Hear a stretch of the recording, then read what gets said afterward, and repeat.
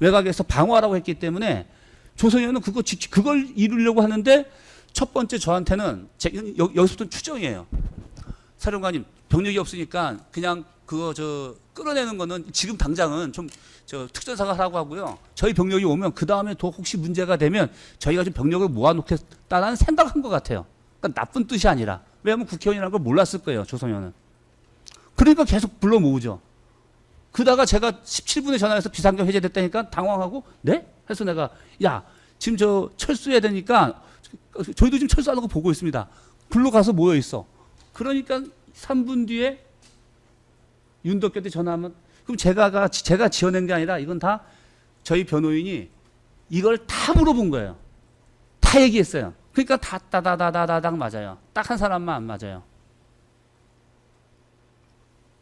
저는 그래서 조성현이는 제 지시대로 제대로 한 사람이에요. 제대로 한 사람이에요. 근데 그 왜 제대로 한 거 아느냐. 공소장에는 제가 국회의원 끌어내라고 돼 있는데 조성현이 밑에 부하 윤덕규한테는 뭐라 그래요? 모든 인원을 끌어내야 된다고 얘기를 해요. 정상적인 군인이면요. 그게 불법이면 멈춰요. 그 지시를 안 한다고요. 그리고 지시대로 하면 뭐예요? 시키는 대로 말해요. 똑같이. 왜? 책임 안 지려고. 사령관이 이렇게 말했다라고 얘기해요. 그래서 우리 변호인이 얘기해요. 지금 그 얘기 윤덕규한테 한 얘기가 당신 지시야 아니면 사령관이 하신 얘기예요? 그랬더니 사령관이 지시한 걸 얘기한 겁니다라고 조성현이 정확하게 얘기해요. 두 번째. 공소장에 나와 있지만 특전사가 안에서 국회의원을 끌고 나오면 통로를 열어서 지원해줘라라고 들었다라고 했는데 제가 그렇게 말했으면 조성현은 밑에 김의겸한테 어떻게 얘기해야 돼요? 말을 안 해야죠. 불법인데. 근데 얘기를 하거든요.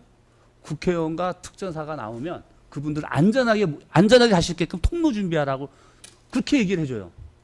그래서 김의규가 야 그럼 어떻게 해야 되나 해서 애들 모아서 야 이렇게 6명씩 편성해서 스크럼 어떻게 짜서 어떻게 안전하게 이분들 모시고 나갈까 그 토의하고 했었다고 증언을 해요. 그래서 우리 변호사가 조성현한테 김의규한테 어떻게 얘기하셨습니까? 라고 질문하니까 예 제가 특전사가 국회의원을 끌고 나오면이라고 제가 얘기했습니다라고 2번을 증언해요.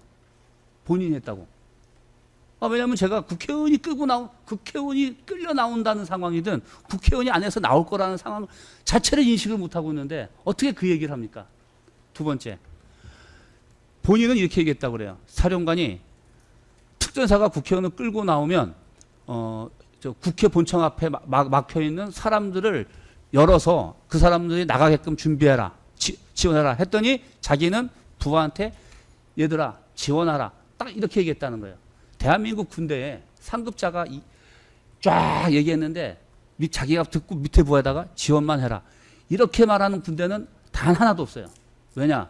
상급자는 현장을 잘 몰라요. 하급자는 자기 부하의 상황을 알아요. 그래서 윗사람은 개념을 얘기해요. 지원해라 그러면은 조성현이가 진술서에 말한 것처럼 저는 그렇게 이해했습니다. 그래서 너의 상황이 그런 상황이니까 이거 이렇게 해라라고 얘기하거든요. 그게 맞아요. 근데 우리 부하는 저희한테 나와서 증언할 때는 자기가 말했다고 다 얘기하는데 딱 한 군데 가서는 거꾸로 얘기를 해요. 사령관이 국회의원을 끌고 나오면 내가 지원하고 나는 지원만 하라고 얘기했다고 하는데 이해되시지 않습니까? 근데 이건 제가 상상해서 추측해서 하는 게 아니라 올해 3월부터 6월까지 그 사람들 다 하나하나 다 물어봤는데 그분들이 다 그대로 얘기해 줬어요.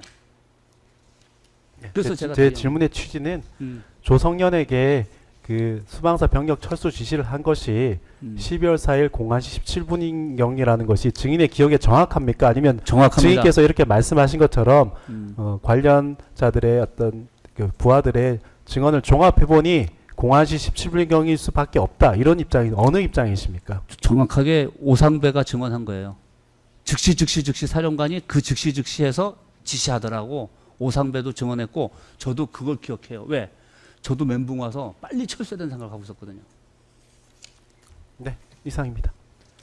예, 특검 측은 주신문 다 하신 건가요? 예. 네, 더 없습니다. 더 없으시고요. 그러면 피고인 측 반대 신문 하시는데 윤석열 피고인 측 뭐 하실 예, 송준호 변호사입니다. 항을 좀 특정해서 예, 그렇게 하겠습니다. 몇 항에 예, 대한 예. 반대 신문인지 말씀해 주시기 예. 바랍니다. 주신문 5항, 그다음에 14항, 15항, 16항, 17항 관련돼서 따로 신문 사항은 없으신 거죠? 예, 예. 그렇습니다. 예, 저 질문하겠습니다. 당시 2024년 10월 17일 날 6번 국정감사장에서 다 이제 종료가 된 다음에 다 장군들 나갔는데 야당 국회의원 2명이 따로 불러서 특전사령관 증인을 불러서 얘기를 했다는 거잖아요. 네. 예, 그 얘기를 듣고 그 말하는 것이 되게 이제 조금 명예에 손상될 수 있는 그런 말을 들으니까 되게 그때 두 분이 화가 났다는 거잖아요. 네. 그래서 특전사령관이 방첩사령관에게 뭐라도 얘기해야 되는 거 아니냐. 그래서 증인이 방첩사령관에게 계엄과 관련된 얘기를 물어봤다는 거죠. 방첩사령관한테 저 얘기해야 되는 거 아니냐는 안 했고요. 예, 본인이 저한테 말을 많이 해서 예, 예. 화를 내서 그렇죠. 제가 물어보겠습니다. 예, 예. 특전사령관도 그때 당시에 되게 화가 났다는 거잖아요. 그럼요. 예. 왜냐면은 면상에다 대놓고 얘기했는데 바로 앞에 이 정도 앞에 놓고 바로 앞에 불러서 세워놓고 얘기한 건데요. 예, 예. 그때 특전사령관이 정확히 뭐라고 얘기를 하면서 화를 내던가요? 특전사령관이 그 증인에게. 네, 그건 저 기억이 안 나요. 그건 기억이 안 납니까? 예, 왜냐면은 제가 화난 얘기를 한 거예요 지금. 예. 근데 그분은 그렇게 말을 많이 하시는 성향이 아니고, 야 이거 잘못된 거 아니야? 왜 이런 식이자? 뭐 이렇게 하면서 말이 짧은 분이에요. 그 곽종근 장군은. 그래서 제가 딱 듣고 화 많이 나셨구나 이 정도로 한 거지. 그 정확히 몰라요. 그러면은 이렇게 질문하겠습니다. 당시 국회의원이 계엄한다. 네, 이렇게 왜 너희들 계엄을 준비하냐? 이런 취지의 발언이 되게 화가 났다는 겁니까? 아니요. 그러면 우리 귀에 예. 다 들어와. 음. 대통령이 김용현이랑 예. 계엄 준비한다는 거 듣고 있거든. 예. 몸 조심해 이렇게 얘기했어요. 몸 조심해요. 네. 그러니까 뭐 하나라도 기억나는 게 없습니까? 예? 만약에 이렇습니다. 만약에 곽종근 사령은 10월 1일 날 국군의 날 행사 때 뭐 비상 조치 등등과 관련된 발언을 들었다는 거 아닙니까? 그다음에 티타임에서 네. 곽종근은 그렇게 증언을 합니다. 그러니까요. 그게 그때 들었으면 예, 그러니까요. 거기서 벌써 그게 나왔어야 되는데 그죠? 우리도 둘 다 깜짝 놀라가지고 욕 엄청나게 했다니까요. 그러니까 만약에 그때 그런 말을 듣고 네. 그런 징후를 알고 있는 상태였다면 네. 국회의원으로부터 그런 말을 들었을 때 뜨끔했어야 되는 거지. 그렇게 화를 내거나 그렇게 할 이유가 없는 것이 아닙니까? 그렇죠. 예. 그러니까 지금 저 공소장에 써있니까 그 제가 자꾸 방어한다고 얘기하도 하던데 그 당시 때는 그게 되게 엄청 화가 나서 주체가 안 되는 상황이었어요. 아무튼 곽종근 사령관도 그때 당시에 이 계엄 얘기, 그다음에 국회의원의 발언 이런 걸 듣고서 화를 냈다는 건 맞죠? 그럼요. 예.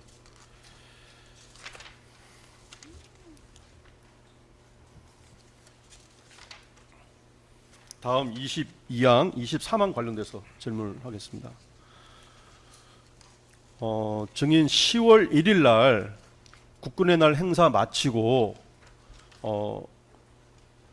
갑작스러운 번개 모임에 참석을 했는데 그때 주신문에서 반국가 세력, 종북 세력 등의 얘기가 있었는지 없었는지 최종적으로는 네. 잘 좀 기억이 안 난다.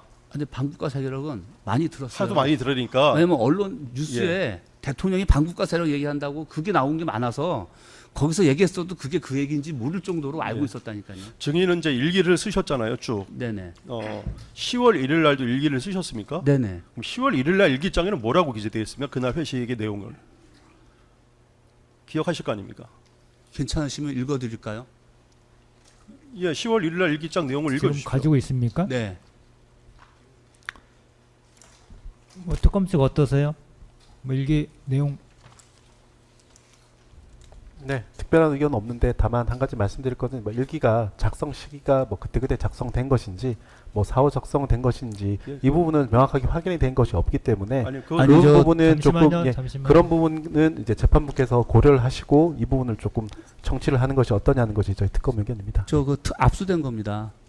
압수해서 압- 받아온 거. 네, 압수가 되었더라도 작성 잠시만요. 시기는 사후적으로 작성될 수 있기 때문에 잠시만요. 말씀드린 겁니다. 네. 그 일기 부분은 여기 좀 개인적인 내용도 있을 수 있으니까요. 나중에 뭐 아까 뭐 저기 뭐 따로 확보하거나 그럴 수도 있으니까 그때 확인하도록 하고요. 그냥 질문하시고 답변하시고 하는 정도로 하시죠. 네네 예. 알겠습니다. 그러면은 그 10월 1일 날 증인의 일기장에 반국가 세력, 종북 세력 이런 얘기가 오갔다라는 내용의 기재가 없죠?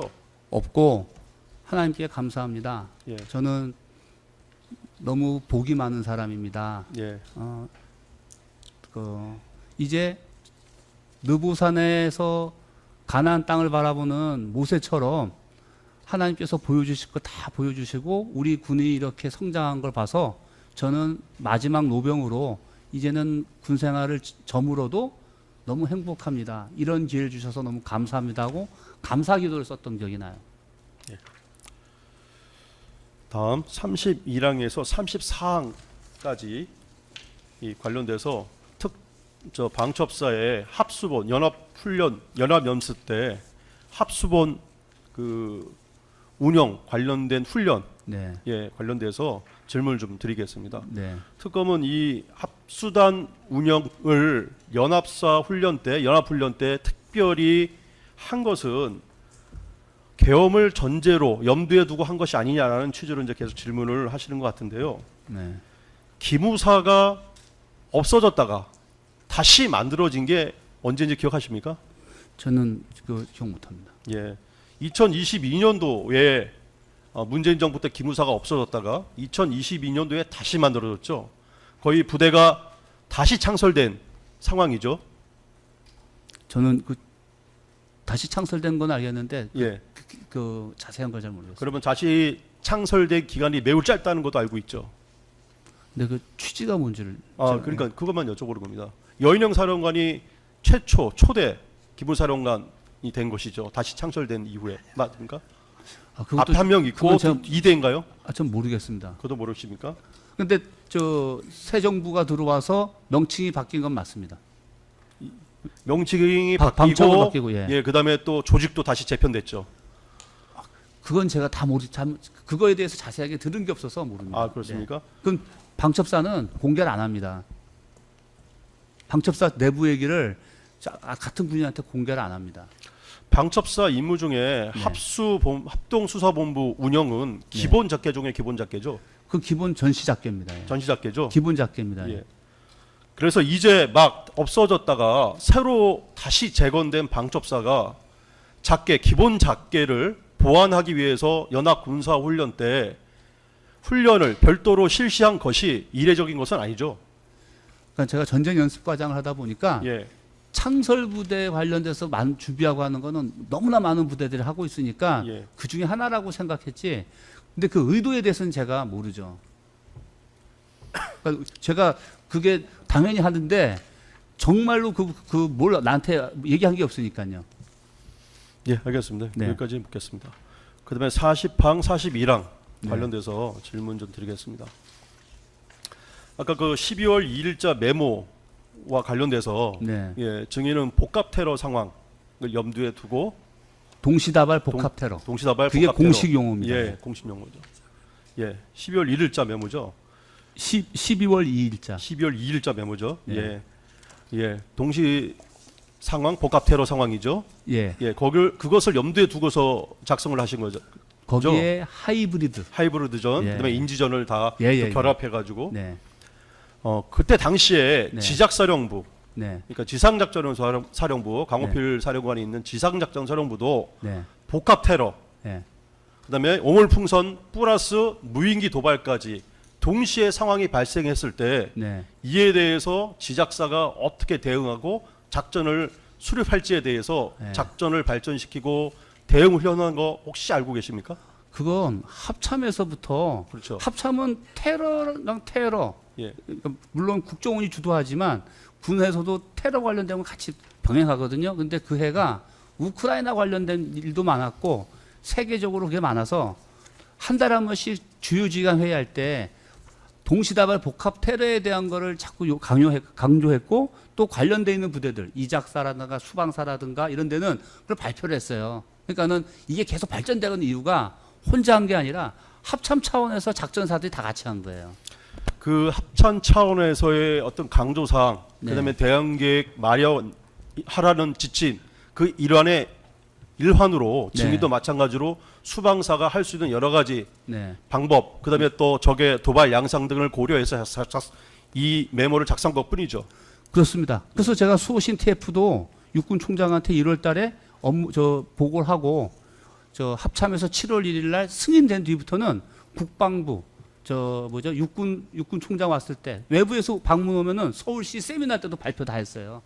수호신 TF를 계엄하는데 그거를 온 전국에다가 나 이렇게 한다라고 하는 밥은 없죠. 네. 계속 이어서 하겠습니다. 네. 저희 일단 저희 참고 자료 하나 좀 제출을 하고요. 일단